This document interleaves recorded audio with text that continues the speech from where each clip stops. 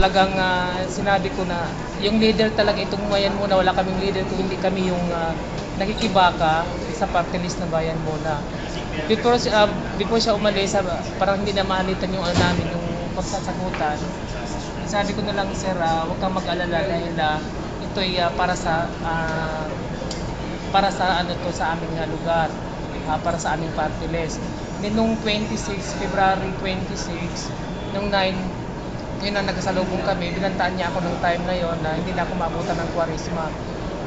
Magsumbong sana ako sa barangay. Paano ko magsumbong sa barangay na nandoon yung ano namin, yung kutilyo na yon. Ang sabi niya sa akin, before ko umalis sa ano niya, sabi niya, kung hanapin ko lang daw siya, nasa barangay lang daw sila nakaposte.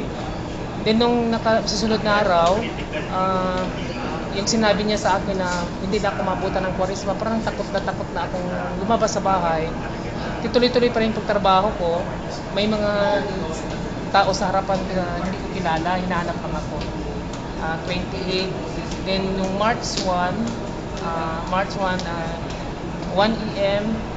1 a.m. to 2, yun na nga, may nagising ako dahil yung pintuan ng bahay namin binaklas. Yun yung nakita ko yung sa may bintana, nagising ako ng malaking bato. Tumama sa ulo ko, nakailag ako tapos natumba.